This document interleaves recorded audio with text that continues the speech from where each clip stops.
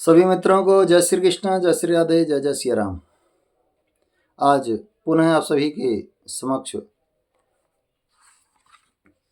वेदारंभ संस्कार के बाद समावर्तन संस्कार जो होता है, यह संस्कार 13वें नंबर का है। यानी कि आप सभी के समक्ष 12 संस्कारों की चर्चा हो चुकी है। आज 13वें संस्कार की चर्चा हम करने जा रहे हैं।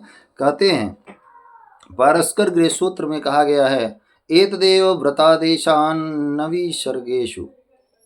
कहते हैं कि जब यज्ञोपवीत संस्कार हो जाता है, वेदाध्ययन हो जाता है, वेदाध्ययन के पश्चात फिर समावर्तन संस्कार होता है। समावर्तन संस्कार जो है, जब प्लास्टंड इत्यादि धारण करके बटुक अवस्था में, ब्रह्मचर्य की अवस्था में रहते हैं और उसी क्रम में अब पुनः सुंदर समय देख करके गुरुकुल में ही सर्वप्रथम गोदान का संकल्प इत्यादि करके अधिकार प्राप्त करके पुनः जो है अब समावर्तन संस्कार होता है। क्योंकि अब जब अनेकों प्रकार के नियम लिए थे उनको छोड़ने का समय आ गया है। अब जो है मौजी बंधन, जो मौज का जनेऊ पहनते थे, बलकल वस्त्र पहनते थे, उनको आज से जो है मौज बंधन यह सब छोड़ते हैं और छोड़ करके फिर जो है गृहस्थ आश्रम के प्रवेश के योग्य हो जाते हैं। किस प्रकार से पाणिग्रहण संस्कार स्वयोग्य कन्या से करें, उसके लिए योग्य हो जाते हैं। जिस प्रकार से बालकंगी करना और अनेक प्रकार के उबटन या अंगराग इत्यादि लगाने को मना किया गया था, आज के बाद जब समावर्तन संस्कार होगा उसके बाद में सभी जो है सभी को करते हुए पुनः यह कर सकते हैं। अब सर्वप्रथम जो है संकल्प की गोदान के संकल्प के बाद जो है फिर गुरु से आज्ञा लेते हैं। कहते हैं, भो गुरो अहम स्नास्यामि, हे गुरु मैं स्नान करूँगा। तब गुरुजी कहते हैं स्नाहि, यानी स्नान करो। इसके बाद में फिर समावर्तन संस्कार के लिए वेदी बनाई जाती है और फिर जो है पूर्व मुख हो करके सभी सामग्रियों के यथा स्थान रख करके वह जो है ब्रह्मचारी बैठ जाते हैं और अपने दक्षिण भाग में स्नातक को उत्तर मुख बैठा लें। तदंतर आचमन प्राणायाम इत्यादि करके गणेश आदि का पूजन करते हैं। यह जो है आचार्य अपने जो है दक्षिण भाग में बैठा लेते हैं और फिर जब आचार्य बैठा लेते हैं तो पूजा कौन करता है? पूजा ब्राह्मण लोग कराते हैं, क्योंकि जो मुख्य आचार्य होते हैं उन्हीं की देख रेख में सब कुछ होता है, उन्हीं को शिक्षा, वही सब शिक्षा देते हैं। उसके बाद में अग्नि स्थापन होता है। अग्नि स्थापन के बाद पूर्व पंचभूत संस्कार इत्यादि जो है किया जाता है। अग्नि स्थापन का संकल्प होता है और फिर जो है ब्राह्मण वर्ण होता है, जिसमें जो है ब्रह्मा का वर्ण होता है। क्योंकि ब्रह्मा यज्ञ कर्म में ब्रह्मा का बहुत महत्वपूर्ण स्थान है कि ब्रह्मा जी की देख रेख में सब कर्म संपन्न किया जाता है। उसके बाद कहते हैं कि जब जो है वो वर्ण करते हैं, वो कहते हैं वृताश्मी, यानी हम वर्ण स्वीकार करते हैं। और फिर जो है आचार्य कहते हैं यथा विहितम कर्म कुरु, विधि के अनुसार कर्म करो। तब जो है ब्रह्मा के रूप में जो बैठे हुए हैं वो कहते हैं यथा ज्ञानम कर्वाणि, मतलब जितना हमारा ज्ञान है भगवत कृपा से वो मैं करूँगा। और फिर जो है बड़े ही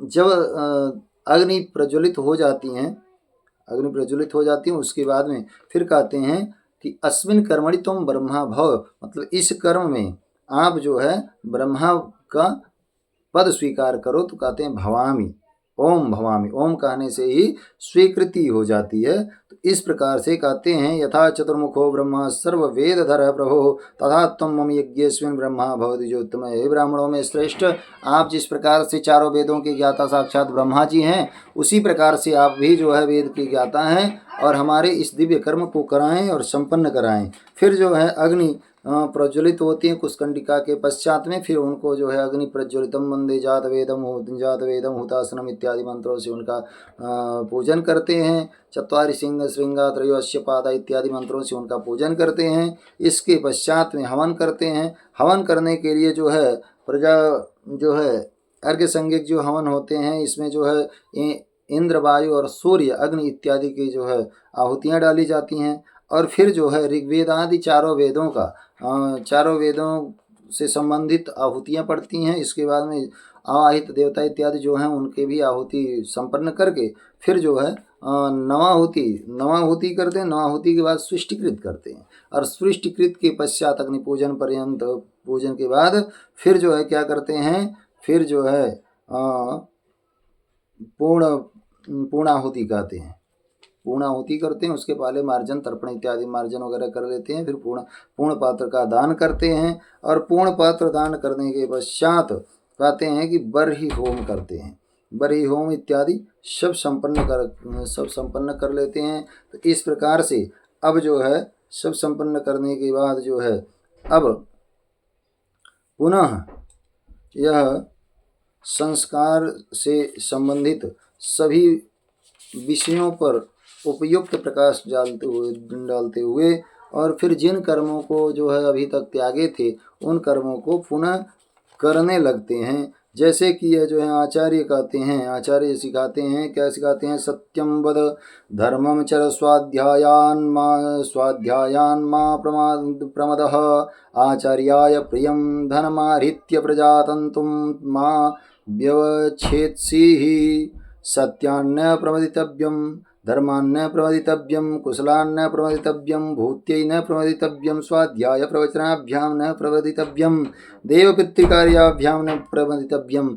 मतलब देव पितृकार्य में भी प्रमाद नहीं करना है, स्वाध्याय में प्रमाद नहीं करना है कि पढ़ लिए, अब जो है पढ़ने की जरूरत नहीं, सब हो गया, कंठस्थ हो गया, अब हम अपने शिष्यों को न पढ़ाएं, हम तो पढ़ लिए, क्या ज़रूरत है, ऐसा नहीं है। अपने भी निरंतर स्वाध्याय करते रहिए, सत्य बोलिए, धर्म का आचरण करिए, स्वाध्याय में कभी भी प्रमाद मत करिए, और आचार्य के लिए जो है धन इत्यादि से उनका सम्मान करिए, और जो है सत्यान्न प्रवक्तव्यम, सत्य से कभी भी प्रमाद के कारण असत्य ना हो जाए, और फिर जो है धर्मान न प्रवक्तव्यम, कहते हैं धर्म के लिए भी कभी प्रमाद न करें जिससे अधर्म हो जाए, और भूत भविष्यत वर्तमान में हमेशा वही जो है प्रमाद ना करें, स्वाध्याय प्रवचन इत्यादि क्रिया करते रहें, प्रमाद ना करें। फिर और दूसरा देते हैं, क्योंकि अभी तक तो वेद पढ़ाए, अब वेद का प्रयोग वह जो है बालक अपनी इच्छा अनुसार कर सकता है, इसकी आज्ञा गुरु देते हैं। तो अंतिम में संक्षेप में सिखाते हैं, क्या सिखाते हैं, कहते हैं मातृदेवो भव पितृदेवो भव आचार्य देवो भव अतिथि देवो भव नवद्यानि कर्माणि तानि सेवितव्यानि नो इतराणि यान्यस्माकं सुचरितानि तानि त्वयोपास्यानि नो इतराणि एके चास्मात् श्रेयगुंसो ब्राह्मणाः तेषां त्वयासनेन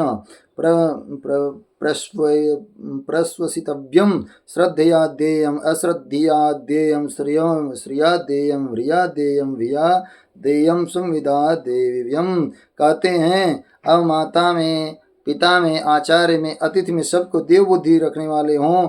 चारों जो है आशय यह है कि चारों में ईश्वर की मूर्ति की कल्पना करते हुए उनकी सेवा सत्कार करना है, विनय पूर्ण व्यवहार रखना है इत्यादि सिखाते हुए फिर आगे कहते हैं अथ यदि ते कर्म विचिकित्सा वा वृत्ति विचिकित्सा वा स्यात् तत्र ब्राह्मणाः संवर्ष्यः युक्ताः अयुक्ताः अलूक्षा धर्मकामाः स्युः यथा ते तत्र वर्तेरन् तथा तत्र वर्तेथाः अथाव्याख्यातेषु तत्र ब्राह्मणाः संवर्षिणः युक्ताः अयुक्ताः अलूक्षा धर्मकामाः स्युः यथा तेषु वर्तेरन् तथा तेषु वर्तेथाः एषादेशः एष आदेशः एष उपदेशः एषा वेदोपनिषदः एतदनुशासनम् एवमुपासितव्यम् एवमुच्चैदुपास्याम।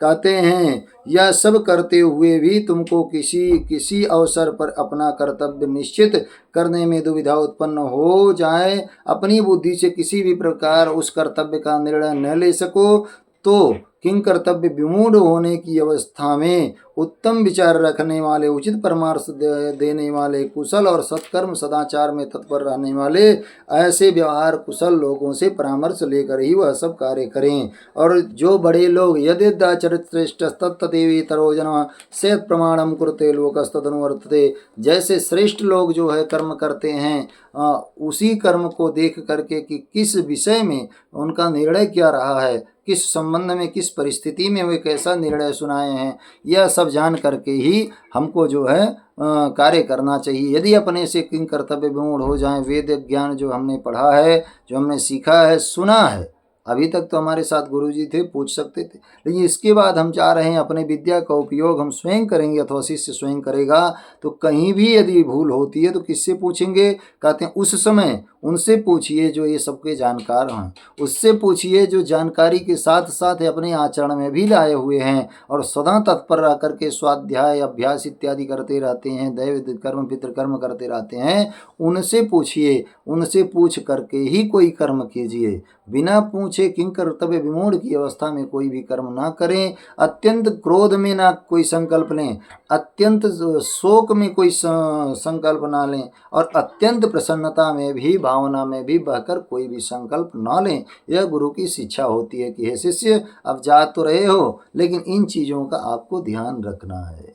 यदि इन चीज़ों का आप ध्यान नहीं रखेंगे तो आप जो है अच्छे कर्मों से वंचित रह जाएंगे। पढ़ी हुई विद्या का जो भी यथोचित फल है उससे दूर हो जाएंगे। इसलिए आप हमेशा स्वाध्याय प्रवचनाभ्याम प्रमितव्यम, कभी भी स्वाध्याय प्रवचन में प्रमाद नहीं करना चाहिए। हमको कितने लोग सुन रहे हैं, कहाँ से सुन रहे हैं, क्यों सुन रहे हैं कि नहीं सुन रहे हैं, इन बातों पर हमको उतना ध्यान नहीं देना है। हमें केवल कर्तव्यम इति यत् कर्म नियतम कृते अर्जुना, हमेशा कर्तव्य हमारा है यह करना, ऐसा समझ करके करना चाहिए। यदि अपने स्वभाव से अपना उद्धार कर लें, अपना कल्याण कर लें तो यह कम थोड़ी है। अपने कल्याण के लिए ही तो मनुष्य बने हैं, हम किसी अन्य के कल्याण के लिए थोड़ी मनुष्य बने हैं, अपने कल्याण के लिए मनुष्य बने हैं। इसलिए जैसे ग्रामम गच्छत तृणान स्पृशयति, कहते हैं कि गांव जाने वाला पथिक गांव तो जा रहा है लेकिन घास फूस को छूते हुए जा रहा है।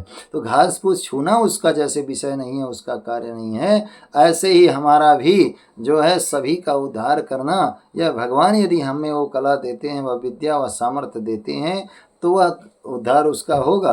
अन्यथा हमें सर्वभाव से शास्त्रानुकूल आचरण करते हुए भगवान के प्रति अपना जो है कृतज्ञता व्यक्त करते हुए ही चलना चाहिए। यही जो है ध्यान रखने योग्य है, यही समावर्तन संस्कार है।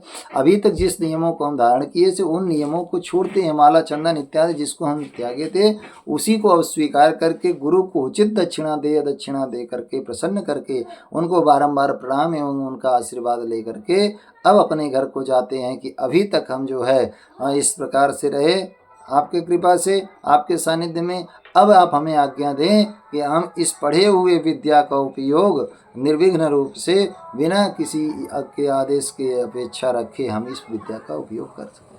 क्योंकि बिना गुरु को दक्षिणा दिए, बिना गुरु के आज्ञा से जब तक गुरु मोहर नहीं लगाता है तब तक शिष्य उस पढ़े हुए विद्या का उपयोग करने के योग्य नहीं रहता है। तो इस प्रकार से आज यह जो हुआ यह समावर्तन संस्कार के विषय में हम सभी ने जाना। अब अगला जो हमारा संस्कार है 14वें नंबर का संस्कार होगा, यह विवाह संस्कार है। यह विवाह संस्कार है, बहुत ही महत्वपूर्ण संस्कार है। समावर्तन के पश्चात 14वें नंबर का जो संस्कार है यह विवाह संस्कार हम सभी को जानना चाहिए और हम सभी इसको जानने का भरसक प्रयास करेंगे। संक्षेप एवं विस्तार से जैसे परमात्मा की इच्छा हुई हम जो है विवाह संस्कार के विषय में जानेंगे और जाने हुए इन तमाम संस्कारों को अपने स्वभाव में, अपने कर्तव्य में और अपने जो है दिनचर्या में लाने का प्रयास करेंगे। क्योंकि जो है यदि हम दिनचर्या में नहीं लाए तो पढ़ी हुई विद्या का कोई अर्थ नहीं होगा। अभी 16 संस्कारों की बात की जा रही है लेकिन देखने में तो केवल जनेऊ संस्कार और विवाह संस्कार में ही कुछ विधियां हो पा रही हैं। यद्यपि मुंडन संस्कार और कर्णवेद इत्यादि कन्याओं का ही होता है, केवल कर्णवेद संस्कार बालकों में कम ही देखने को मिलता है।